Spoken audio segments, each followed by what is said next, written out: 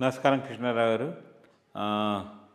ఇప్పుడు అంటే ఏదో ఒక విషయం మీద చర్చించాలి కాబట్టి మెయిన్గా సదరన్ స్టేట్స్లో రేపు భవిష్యత్తులో పార్లమెంట్ స్థానాలని ఈ సెన్సస్ పేరు మీద ఏ విధంగా ఈ డీలిమిటేషన్ అనే దాని మీద పెద్ద డిస్కషన్ జరిగింది. దానికి స్టాలిన్ గారు ఒక ఇనిషియేటివ్ తీసుకుని మరి సదర్న్ పార్ట్ ఇండియాలో ఉండేటువంటి చీఫ్ మినిస్టర్స్ అందరినీ దానికి ఇన్వైట్ చేయడం జరిగింది.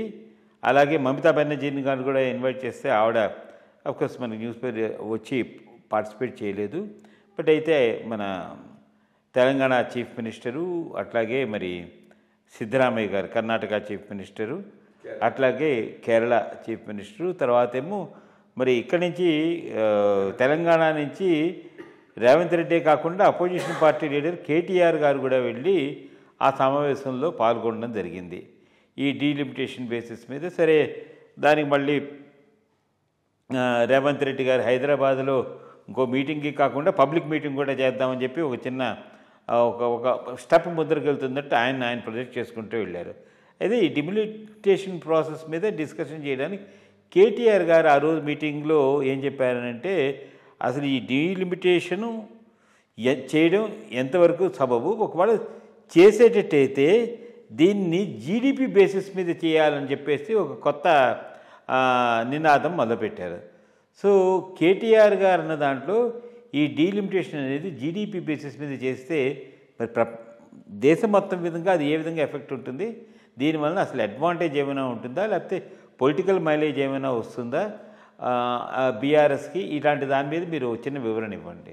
అంటే జీడిపి బేసిస్ మీద డీలిమిటేషన్ చేయాలి అంటే దాన్ని కొద్దిగా ముందుకు తీసుకుపోవచ్చు. హైదరాబాద్ వరకు సపరేట్గా జీడిపి బేసిస్ మీద డీలిమిటేషన్ చేసి రిమైనింగ్ తెలంగాణను కూడా జీడిపి బేసిస్ మీద డీలిమిటేషన్ చేయమంటే ఎట్లా ఉంటుంది?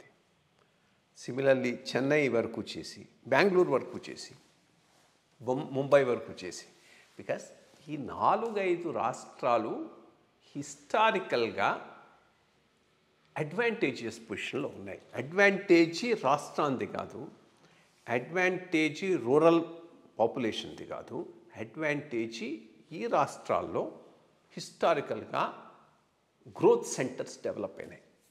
మెడ్రాస్ ప్రెసిడెన్సీ హెడ్ క్వార్టర్గా చెన్నై, సరే క్లైమాటికలీ బెంగళూరు, పెద్ద రాష్ట్రం ప్రిన్సిపాలిటీ హైదరాబాద్కు సెంటర్గా హైదరాబాదు, బాంబే ప్రెసిడెన్సీకి దీనిగా ముంబై, ఇవన్నీ ఆ రకంగా యాక్సిడెంటల్గా డెవలప్ అయినటువంటి.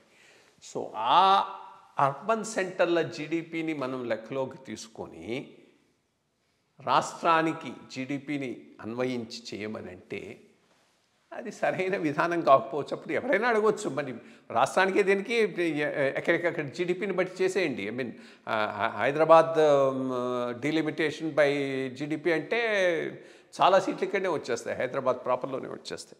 సో ఇది సరైనటువంటి విధానం కాదు. Because GDP as a criteria for delimitation ఎక్కడా లేదు. బేసిక్గా పాపులేషన్ బేస్ చూసుకొని చేయాల్సి ఉంటుంది. బట్ ఒకటి ఏంటంటే పాపులేషన్, ఇప్పుడు హోల్ పాయింట్ అందుకని డిస్కషన్ అవుతుంది, లేకపోతే అసలు ఇష్యూయే లేదు.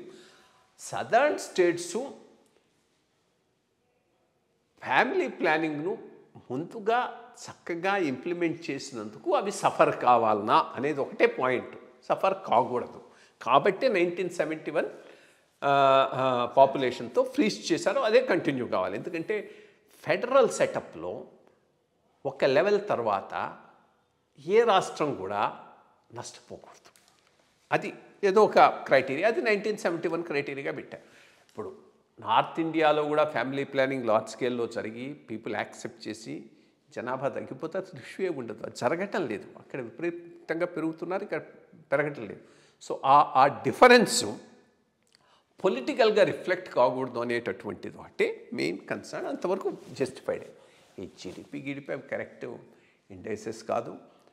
అరకల్లో పెట్టేటట్టయితే ఇంకా చాలా డిమాండ్ పెట్టవచ్చు. అర్బన్ ఏరియా ఎక్కడికక్కడ నువ్వు ఆ జీడిపి చూడమంటే అయిపోయాయి. ఇంకా తెలంగాణ యూపీ లెవెల్లో ఉంటుంది, అంత మించి ఉండదు, పెద్దగా ఇది ఉండదు, మైనస్ హైదరాబాద్. సో ఈ అర్బన్ సెంటర్సే వీటికి గ్రోత్ సెంటర్స్గా ఉన్నాయి కాబట్టి జీడిపిని అడిగే బదులు అది stick on to main issue. 1971 జనాభా ప్రాతిపదికన డీలిమిటేషన్ జరగాలి అనేటటువంటి వాదన కరెక్టు. దానిని ప్రభుత్వం కూడా కాదనకపోవచ్చు.